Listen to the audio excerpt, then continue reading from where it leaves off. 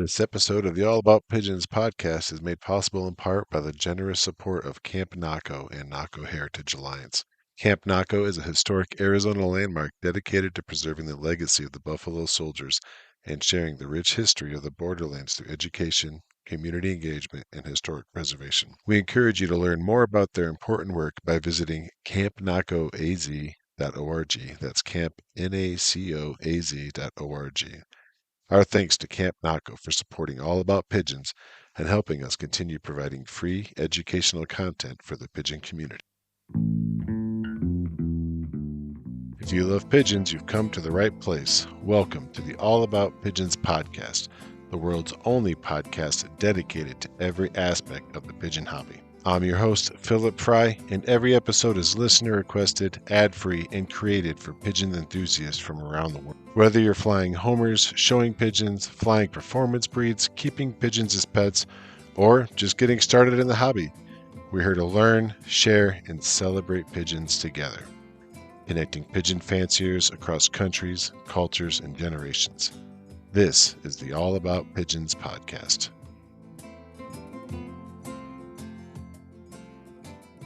Today we're doing an episode all about pigeon advocacy, and we have the person to have this talk with, Pina, who's also known as Mother Pigeon. So, Mother Pigeon, thanks so much for coming on the show. I really appreciate it. Yeah, I'm happy to be here. Thank you for having me. So can we start by you introducing yourself and how Mother Pigeon came about? Sure. Let's see. I started making pigeon art probably about going on 20 years now. And I then that was just more like songs, and we used to do a felt board, and I did a storybook and about pigeons, and then I started making the pigeon sculptures, soft sculptures, and that was about 13 years ago, and then that's when I started to call myself Mother Pigeon, because we have Mother Goose, right? And I thought that would be really cute to be Mother Pigeon instead of Mother Goose. Well, my friend was like, "Oh, I had asked a bunch of people, like, what should my artwork, the thing that I do, be called?" And then a friend of mine was like, Mother Goose, and I was like, then I was like, oh my God, I got it, Mother Pigeon. So yeah, that's how I got my name, and it's just been a really amazing, fun thing that I do. So, and and even before that, I'm guessing that there's some sort of interaction that you had with pigeons to get you to start doing the pigeon art to begin with. What was that like? Yeah. Well, I've always loved feeding the birds, even as a child. And I loved feeding ducks and going to a pond and doing that kind of thing. That was like the highlight of my day. I remember as a kid, we had a little pond, and it was like, okay, wait for the parents to get home, have dinner. Okay, let's go feed the ducks. So that was really exciting for me. And then when I moved to New York in the 80s, it was kind of like that. I couldn't wait to get to like a park bench to feed the pigeons. And then I really fell in love with them. What's the scene like there in New York when it comes to feeding pigeons? Do they have any kind of laws against feeding pigeons? Yes. Okay, so in parks, if there's a sign that says do not feed the pigeons, you can get fined.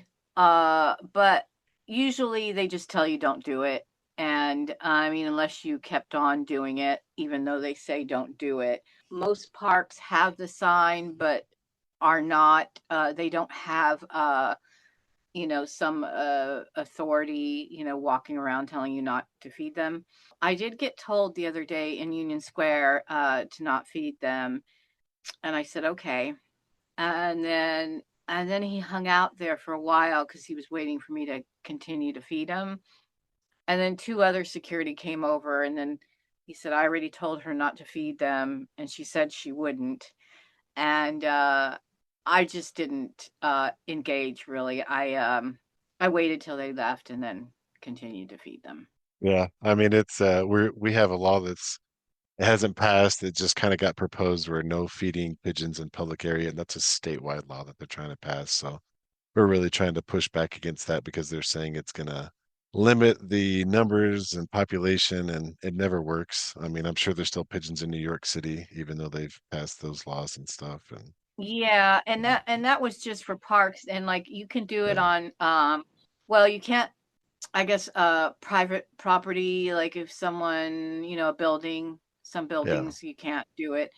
But you can on sidewalks, or it's just nobody cares really. I yeah, mean, it is, it's almost like I dare you to say something to me. I mean, it does happen, a lot.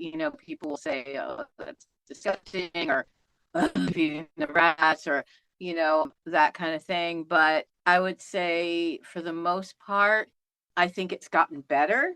I think that like the animosity towards pigeons is a lot less, I think. Not a lot less, but a little bit better, less. And we there was a law that they were trying to pass to stop feeding, period, anywhere.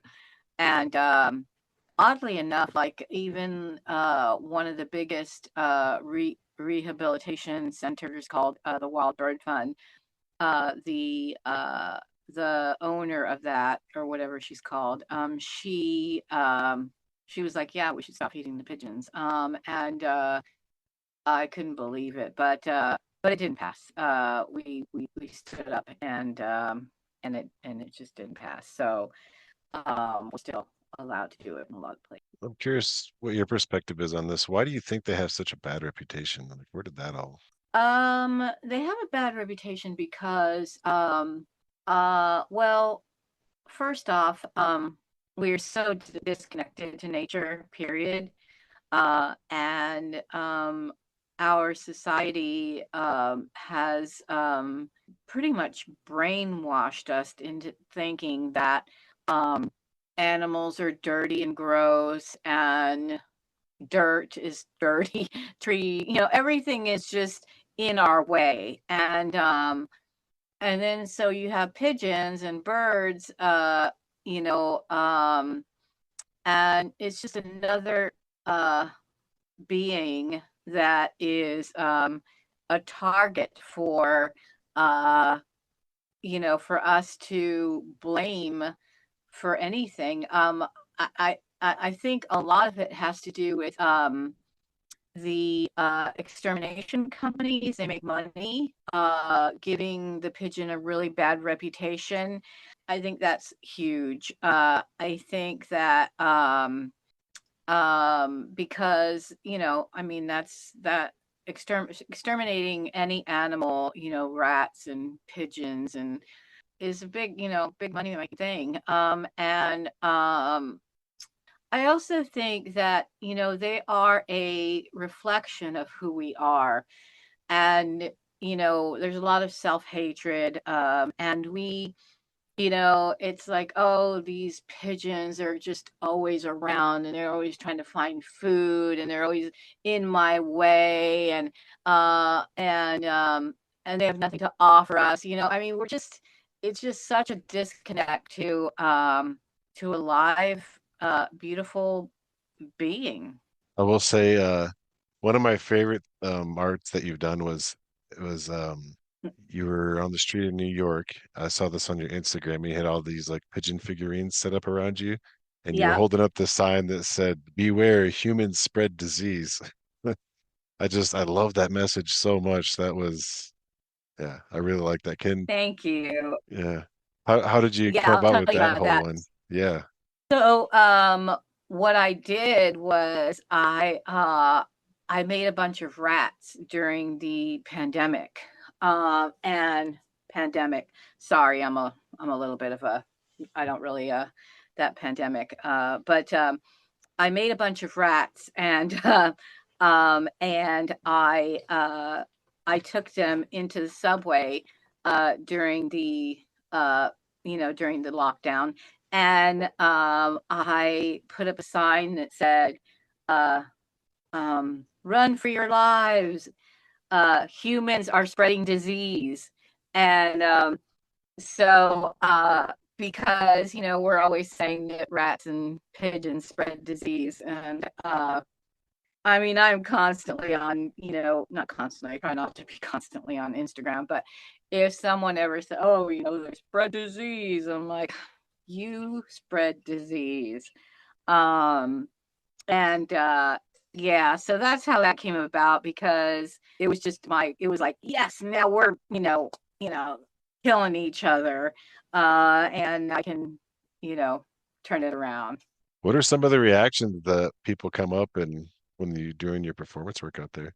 Well, it's interesting. I was just out on Saturday, and it's always like a little, I have a lot of excitement about going out. I have a lot of anxiety about going out.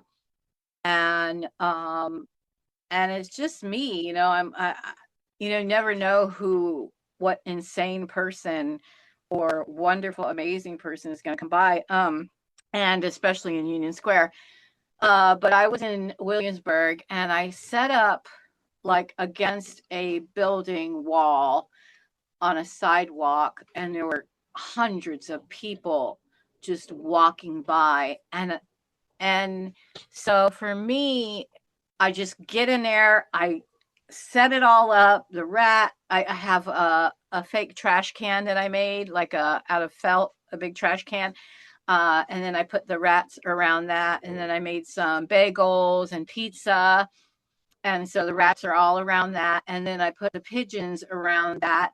And then I have a chair. And then I have like little pigeons and some other little things that I make. And get it all set up real fast. And I sit down.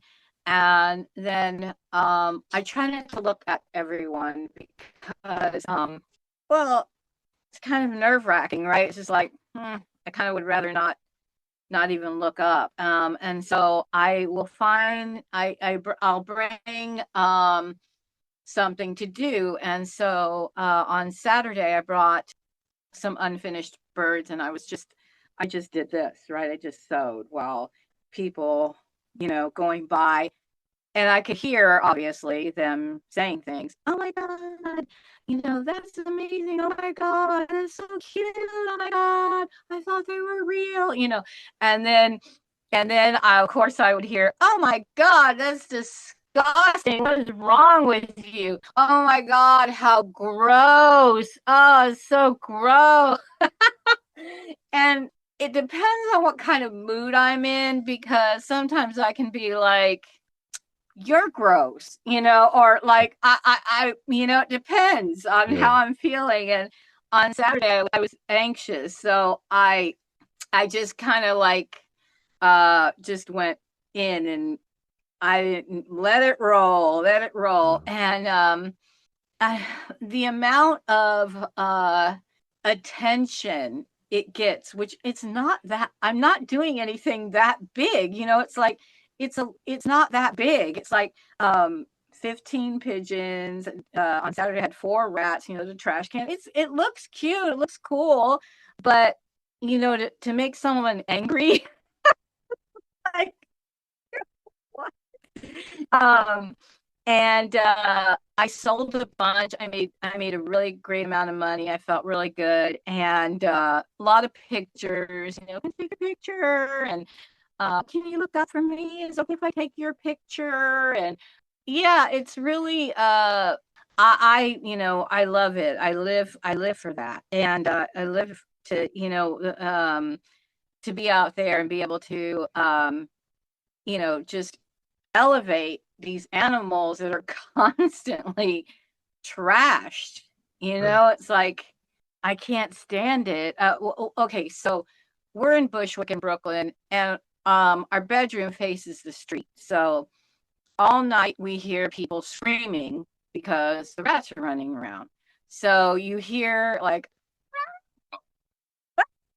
and so I'm just always like, oh, don't hurt them. Like trying to sleep. Oh, don't hurt them. And I also feed them. I put food out for them with my neighbors. Hopefully, don't see me. I mean, it's a whole thing. But your question, yeah, how do people react? So it is. I've had so many different. One time I had uh I had this guy. This was in Washington Square Park. I probably had like 40 pigeons out, um, and um, and he came through and he kicked them. He kicked them all. He Oh was just wow. kicking them. I fucking hate pigeons. Fuck you. I hate them. And I have other friends around, so they all came, to be there for me. And I just didn't do anything because, like, oh, crazy people. Um, I've had people grab them and steal them.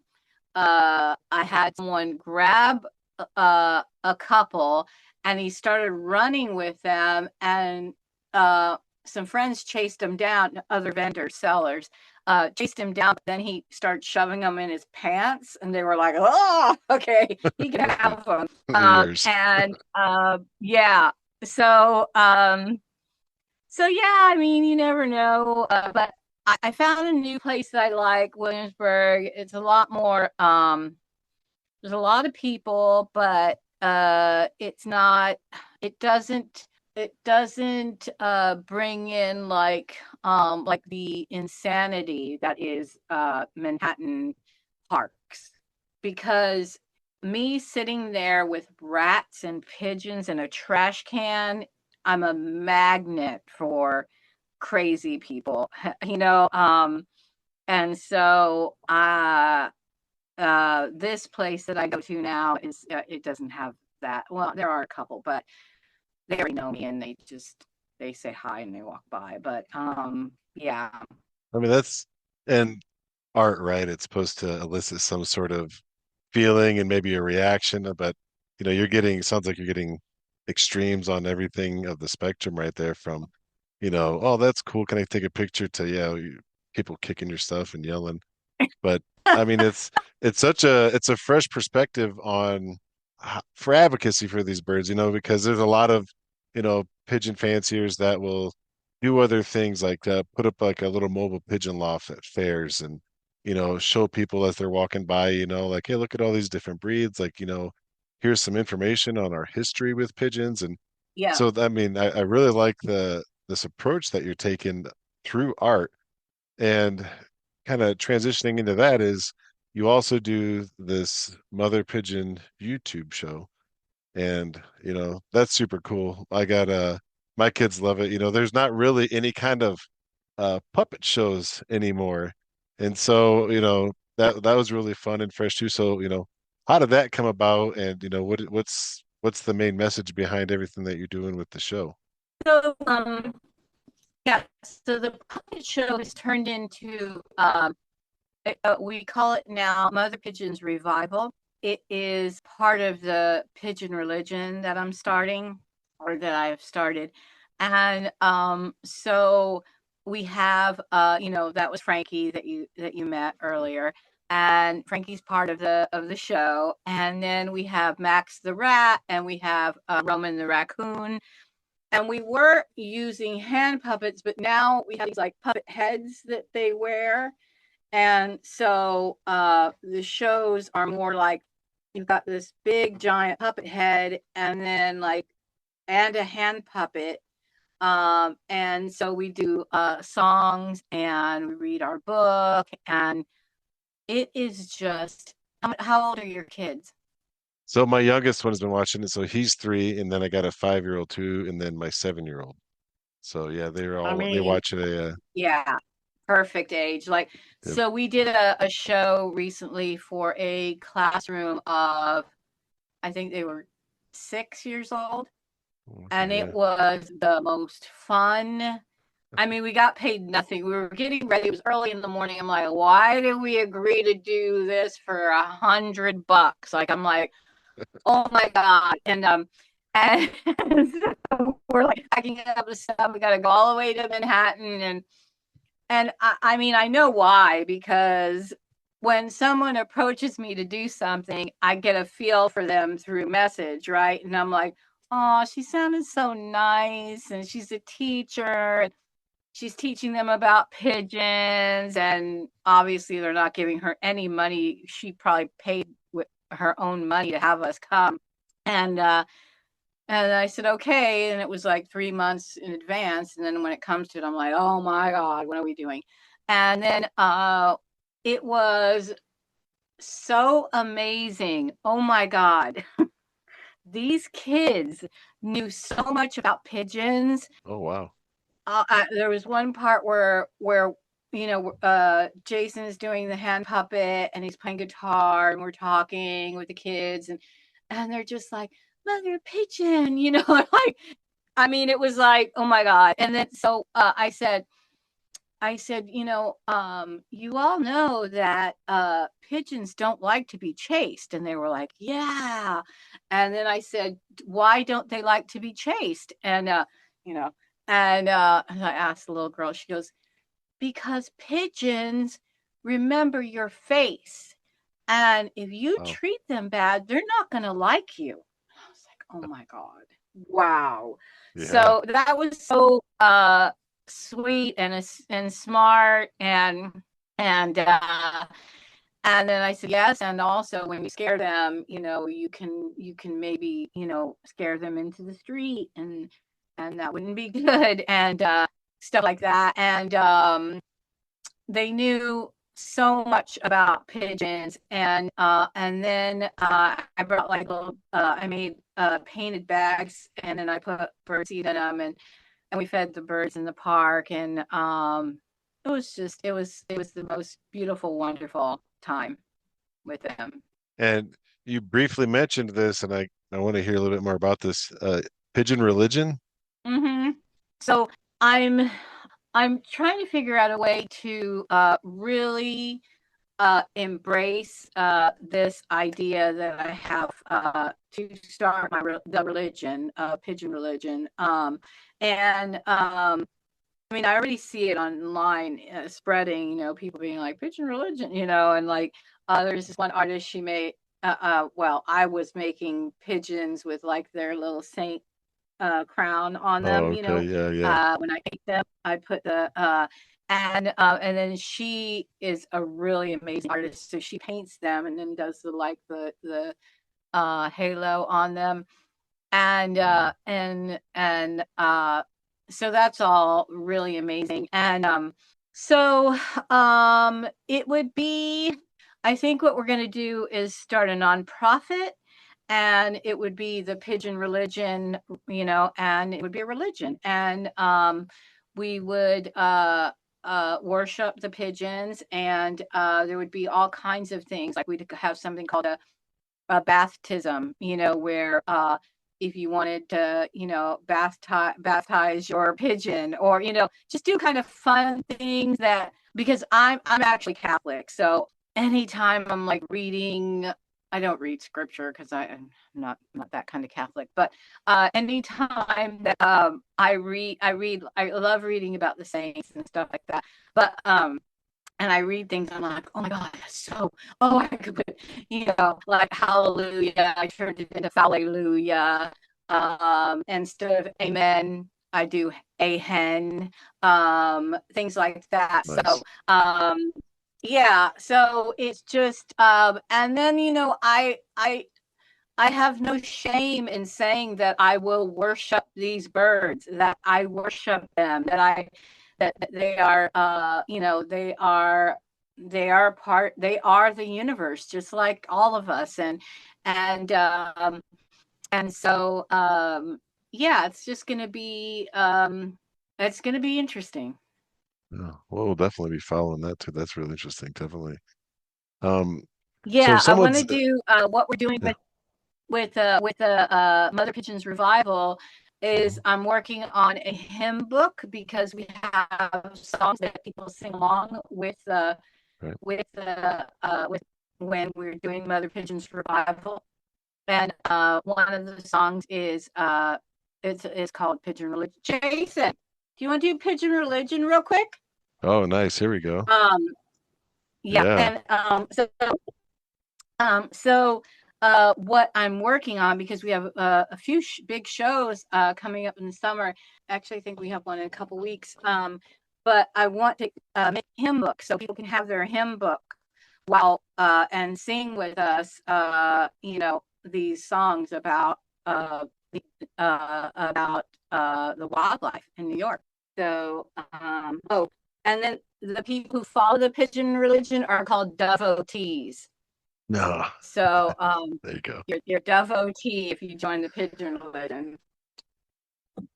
I think I'm just mostly having fun coming up with All the religious puns. puns. There's so many. There's so many. So, what advice would you give to somebody who, because not everybody can take and do like some of the bigger things, like take a mobile off to a fair, and you have such a fresh perspective on this advocacy through art. It obviously is getting out in front of people. It's making them think, it's getting them, I mean, emotional about it, right? Um, so, what advice can you give to other people who do want to kind of be a lobbyist for these, birds that don't really have anyone to speak up for them? Wow, let me tell you. So in animal activism, I think that it gets really serious and really intense. And I don't like that approach at all. That doesn't, I think that it doesn't help the animal that you are, elevating or trying to say.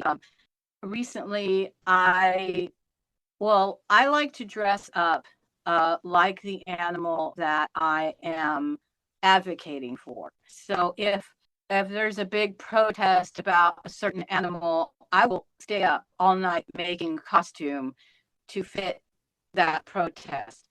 So um, I recently did one for the horse carriage, and I was devastated. I cried. I made that costume, and I took days off to be there and do this thing.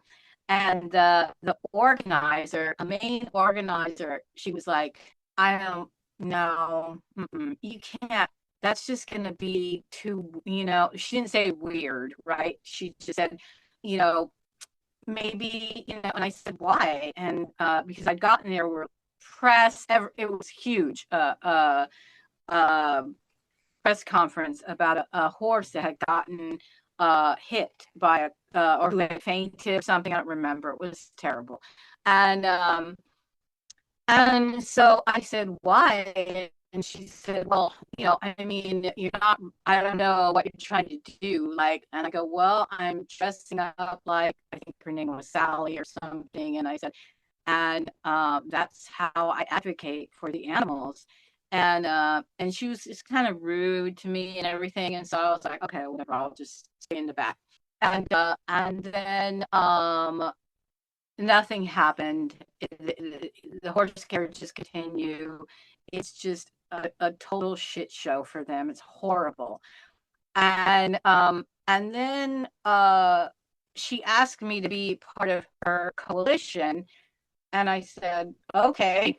And I'm thinking to myself, but if you invite me to come to something, I'm going to fucking get dressed up and be a total animal. Like I'm going to be that animal. And, and, uh, and so I just, and then she was like, well, I'm sorry, that I came across that way. Just that, I didn't realize what you were doing and whatever, whatever. She's like a total suit. And then she does amazing work. So I was like, okay. And then they invited me to come to City Hall. And I'm like, really? You want me to come to City Hall and do something, which I've done in the past? But like, okay, well, I'm going to be me and I'm going to be there. And it worked out. We passed the bill. They were so nice to me, like the speaker and council people. I mean, it was amazing. And so we passed this bill to take care of New York City wildlife. So then now what I'm seeing, okay, so then we had something else, and she messages me and she's like, well, can you come to this and have everybody dress up? And I'm like, oh, now she sees that, it works. And Right. nobody wants, the black tattoos and the angry, like, that's been done over and over again. It's boring. It's scary. And so we had the raccoon, we had the rat, and we had the pigeon, all dressed up with big puppet heads, uh the press got a hold of it and was good. And then I saw something yesterday that was like, okay, we're advocating for the octopus that are like, they like farm them, and they do these horrible things to them, and then you eat them. And we want everyone to dress up like an octopus. I'm like, oh my God. Good. Okay, good. You finally get it. So yeah, I feel like it's never I don't love the shouting and screaming and angry approach. Right. It doesn't, not good for anyone. Yeah. Yeah. And so, can you tell us some of the? So obviously, you're on YouTube and you're on Instagram. Can you tell the listeners how they can find you and what your name is on Instagram and YouTube? Sure, sure. I am wow, I don't even know what I am on YouTube. I guess we're Mother Pigeon. If Okay. you just Google Mother Pigeon, all of our, yeah, yeah. And Okay. then my Instagram is Mother Pigeon Brooklyn. Yeah. Okay. Excellent. We'll definitely Yeah. post all that at the in the episode as well, so people can click the links and check out all your art and Thank you. obviously the YouTube and everything else. It's really fantastic. And Mother Pigeon, it's been a Thank real joy you. speaking with you today. Thanks so much for coming on the show. This has been fun. Thank you for having me. And that's another episode of the All About Pigeons podcast. Thanks for joining us today and for being a part of this incredible pigeon community.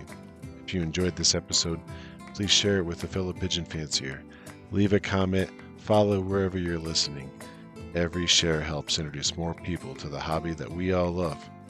You can find our one-of-a-kind merchandise, support our nonprofit mission with a donation, and explore all the different resources we have available for you at pigeonpod.com. That's pigeonpod.com. Do you have a topic that you'd like us to cover? Do you have a guest that you want to have on the show? Maybe you yourself would like to come on and just talk pigeons with us. Go ahead and send us an email at staff@pigeonpod.com. Remember, every episode of the All About Pigeons podcast is listener requested and completely ad-free thanks to the support of this community. Thanks for listening. I'm your host, Phillip Fry, and remember, together, the hobby thrives, support each other, and enjoy your pigeons. This episode of the All About Pigeons podcast is made possible in part by the generous support of Camp Naco and Naco Heritage Alliance. Camp Naco is a historic Arizona landmark dedicated to preserving the legacy of the Buffalo Soldiers and sharing the rich history of the borderlands through education, community engagement, and historic preservation. We encourage you to learn more about their important work by visiting campnacoaz.org. That's campnacoaz.org. Our thanks to Camp Naco for supporting All About Pigeons and helping us continue providing free educational content for the pigeon community.